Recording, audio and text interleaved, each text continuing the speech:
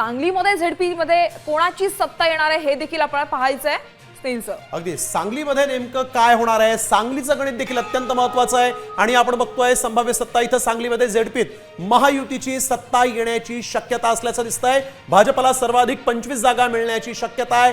भाजपला जास्त जागा मिळतील तर काँग्रेसला 14, एनसीपी ला देखील इथं कमी जागा मिळतील असं दिसतंय. सामचा हा एक्झिट पोलचा अंदाज.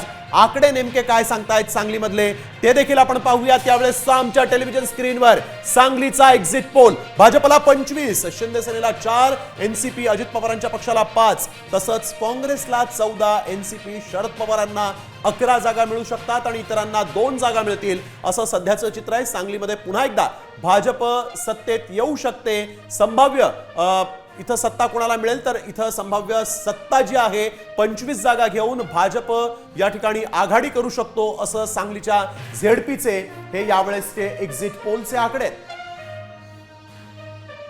तर सांगली जिल्हा परिषदेच्या निकालाचं नेमकं हे गणित कसं असणार आहे जाणून घेऊयात आमचे प्रतिनिधी विजय पाटील यांच्याकडून.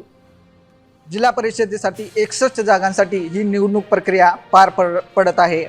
भाजपाला या ठिकाणी 25 जागा मिळतील अशी शक्यता वर्तवली जात आहे. तर राष्ट्रवादी अजित पवार गटाला 5 आणि शिवसेना शिंदे गटाला 4 जागा मिळतील अशी शक्यता वर्तवली जात आहे. त्याचबरोबर काँग्रेस 14 जागा तर राष्ट्रवादी शरद पवार गट 11 जागावर या ठिकाणी जागा घेतील अशी शक्यता वर्तवली जात आहे. त्याचबरोबर जनस्वराज्य पक्ष 1 आणि रयत क्रांती संघटना 1 जागा घेतील अशी शक्यता या ठिकाणी वर्तवली जात आहे.